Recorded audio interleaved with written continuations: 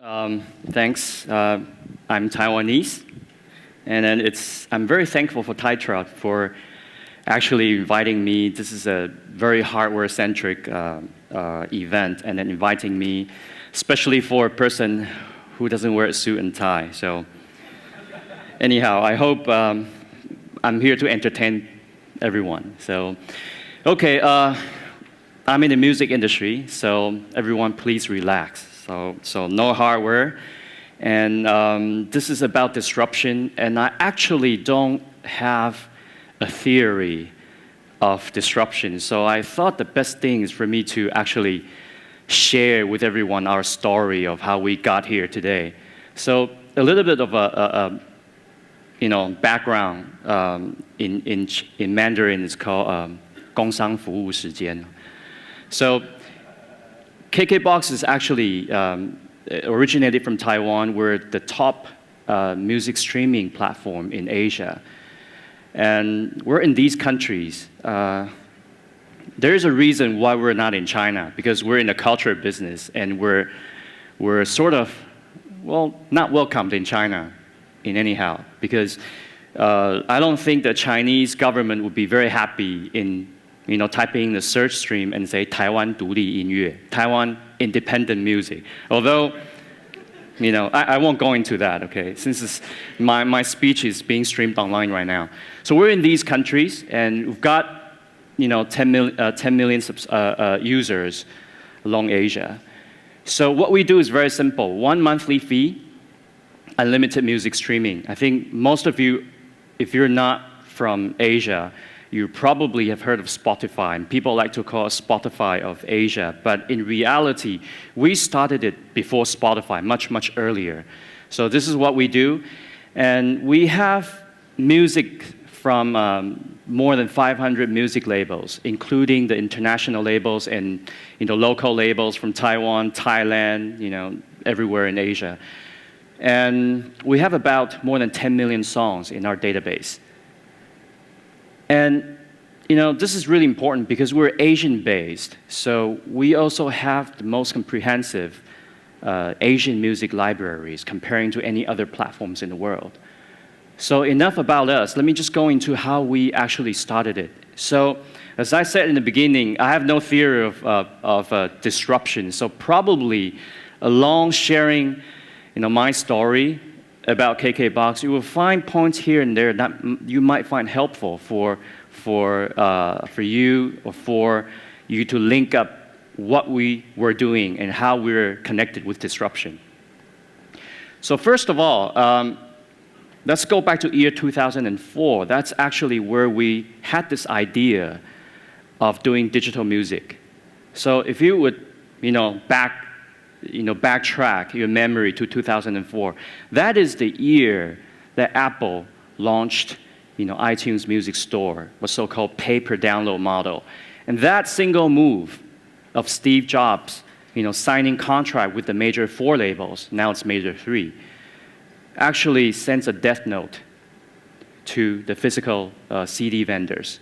So now we all know what happened, but at that time, we were thinking, okay, if this is happening in the United States and in Europe, what can we do here in Asia to actually also disrupt the music industry? But the funny thing is, most of Asians don't pay for music. And this is just an example of the screenshot that I'm showing. There are many, many, probably hundreds or thousands of internet sites that offers free music for people to download. This is an example. Everyone must know Baidu, Google of China. So what can we do to actually, embrace this opportunity to disrupt the music industry and actually to start off something that would become a real business? That has become the most important challenge for KKBOX. So we were thinking, if people don't want to pay for music, what is our chance? So we start thinking, how about, having people pay for access that gets them free music? This idea isn't exactly brand new. Let me just give you an example. Disneyland. I remember the first time I went to Disneyland, when I was little in elementary school. You go into Disneyland, but you still need to pay tickets for each ride. But then they changed the business model. You pay for an access, and all the rides are free. This is one of the examples. People pay for access, and you can visit all the facilities unlimitedly, right? And this you must be familiar with, the fitness industry. You pay for an access, a monthly fee. You can use all the equipment, shower, treadmill. So this isn't really new, but how about applying this to music? We thought it would work. So we immediately realized that the key for selling access are these three things. First of all, we need to focus on selling convenience, selling quality, and most importantly, selling the sense of privilege. So if tap water is almost free, why would people pay for bottled water? Essentially, convenience and quality, okay?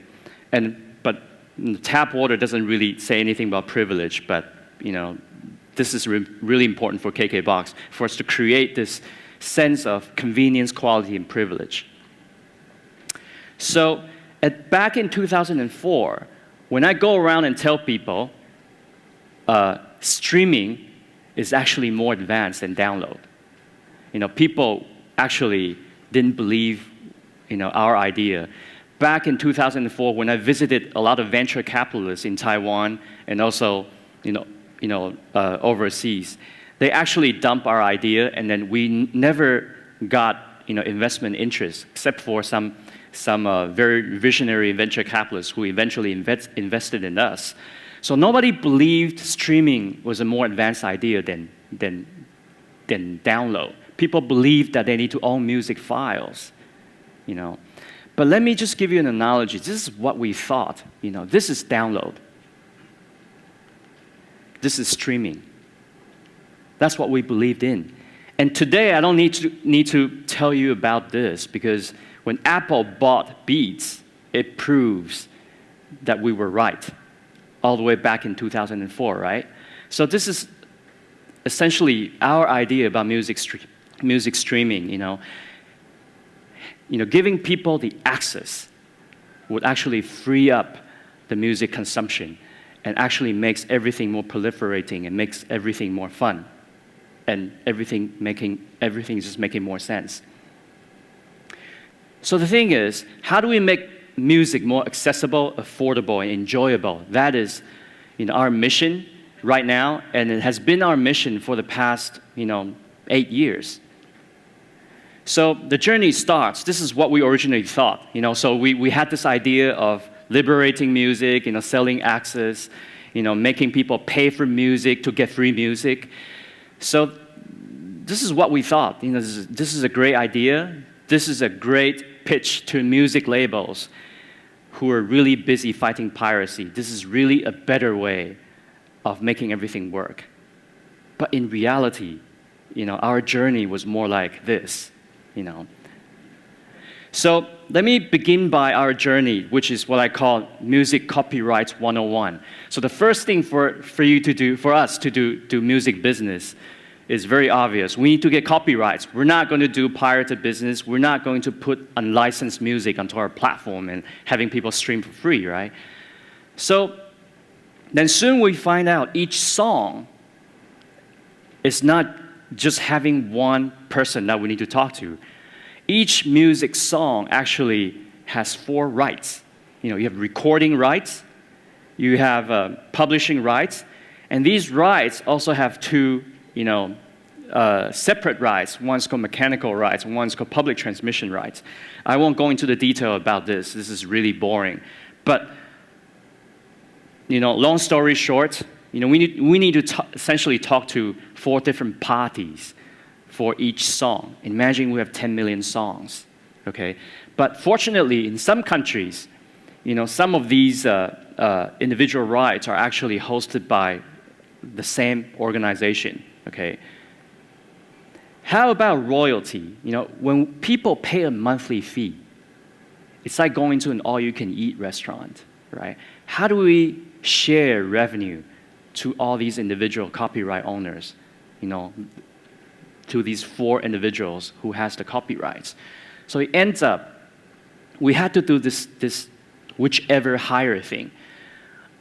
On the left-hand side, we need to pay what the industry call a per stream royalty, which means every time you click on the song, we need to pay a small fee to the music labels, right? And on the right-hand side, there's also something called the pro rata market share, revenue share. What that means is, the music labels don't really trust us, the technology providers, by just sharing per stream to them, per stream count to them, because they would always think, hey, you're the one that's having all the data. You're the one who's counting all the streams. How do I know if you're lying to me or not on the number of total streams? So they're saying that, okay, I want a portion of your revenue, and I want to share, pro rata of the revenue that accounts for that song as being streamed. So it ended up, they want 2 numbers. So at the end of the month, every month, we need to give them 2 numbers, and they take whichever higher. Okay?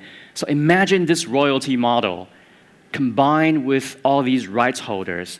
So we were a startup, and we need to build this copyright clearance mechanism. This was very, very difficult for us. And in fact, in between the year 2007 to 2011, me personally and a co-founder of my partner, also a co-founder of KKBOX, were engaged in more than 10 lawsuits in Taiwan. And these 10 lawsuits are all criminal. And I'm happy that these all got cleared up. And we either paid or we either, win the lawsuit. So this was not a very pretty memory for myself. It was actually very difficult. And then along building these platform systems for copyright clearance, we're also building this, team of curation team. We have a team of very professional editors of music who would do music critiques, exclusive interviews, exclusive tracks, sort of what people are talking about today, music curation, So we were doing it very early back on. So despite doing all that, for more than 4 years, we were still not taking off.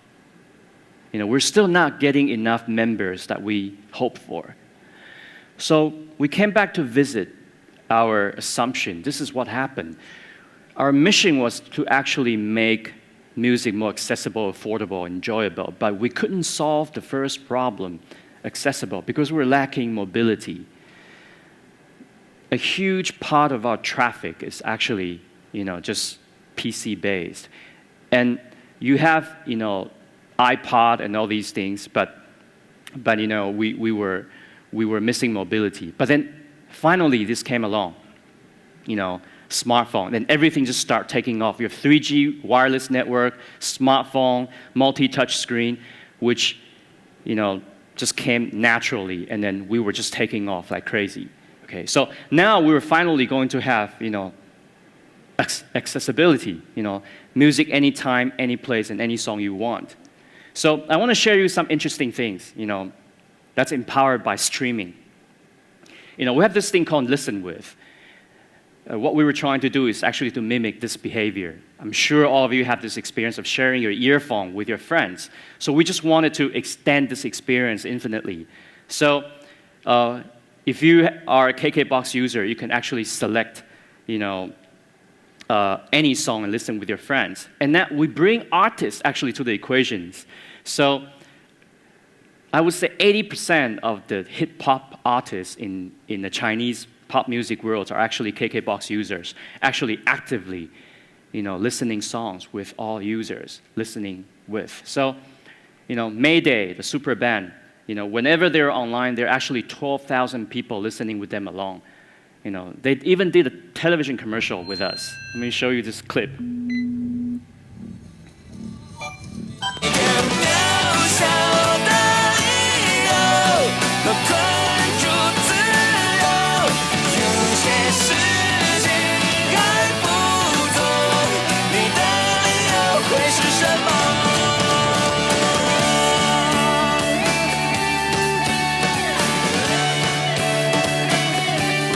music, KKBOX. Okay, so that was one of the things, and then I want to talk to you about the value of data. You know, we're all talking about big data. How is that related to KKBOX? Well, we're getting 10 billion streams every year. Okay, let me show you what the data looks like in KKBOX. This is a typical user. So we know when they're listening to music, you know, work hour. We know this person from their music listening behavior. They're actually listening to music while commuting. You know, we know people who are not going to sleep at night. You know, we know these people actually relocated somewhere else because their music behavior changed. You know, this guy probably, you know, music is on whenever he's awake. We also see this kind of behavior. We can clearly check this is a robot.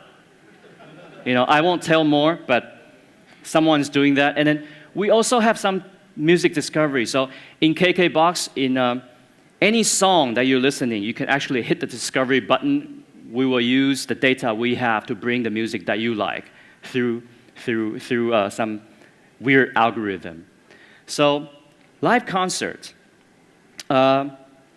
We're also in the live concert business because we know exactly who is listening to what at what moment and where they are, you know, what artists they like. So we're going to disrupt the live concert industry as well, you know, because we're the one that's closest to music behavior of all the consumers. So we're in this business right now, and then, you know, we are actually very confident and we're prepared to be organizing concerts. We're to have a way to disrupt the pricing and disrupt the way that we sell tickets, and also we'll be bringing concerts, you know, live through internet broadcasting. So anyhow, I just want to share with you, you know, disruption is crisis. And if you translate that into a Chinese word, it's actually 50% danger and 50% opportunity. So that's all I have today. You know, I know time is running up, so thanks for having me. Thanks.